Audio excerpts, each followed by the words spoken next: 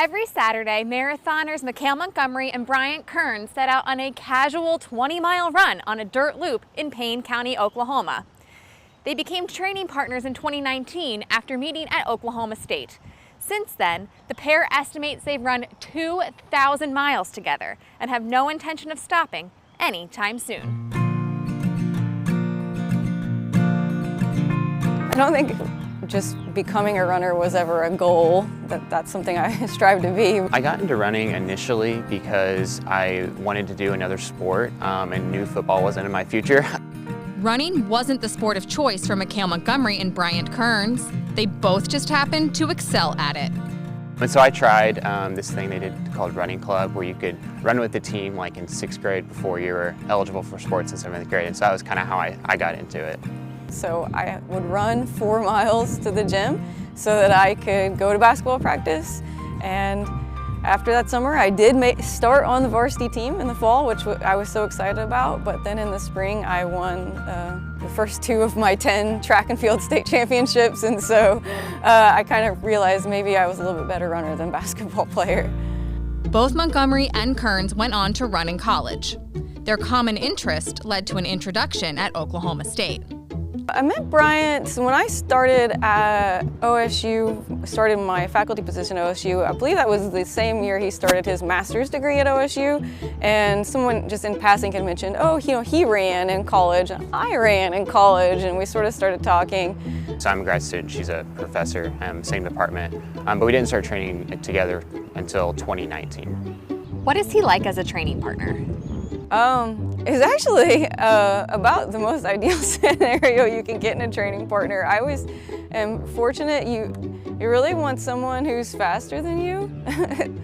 That's so I feel like I get more bang for my buck out of him being my training partner than maybe vice versa.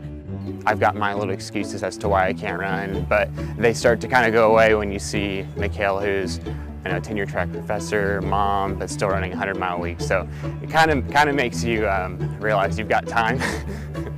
Over the last 3 years, they've run thousands of miles together. Their most memorable, however, were the 26.2 in Oklahoma City last April.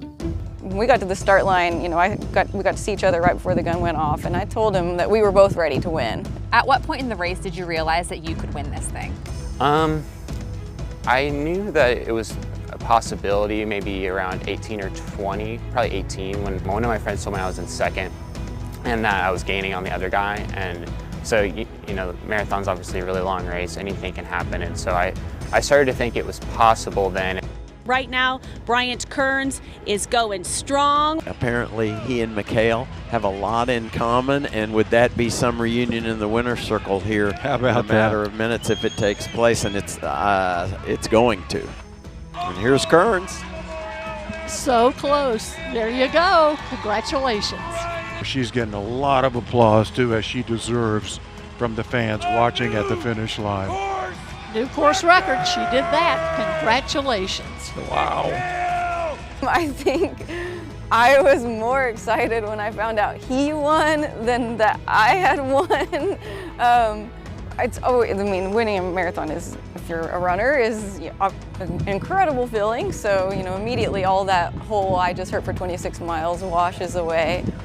But I didn't know what happened on the men's side, and so whenever I was doing the interview, they said, oh, the man who won is from Stillwater too, and I knew it, and I was like, oh, I knew he could do it, I knew he could do it. I'm just glad he was able to, so that was awesome. I never won a marathon before and didn't really expect to ever when I started doing these, so I was just super pumped about it, and it just kind of makes you feel like the work is worth it.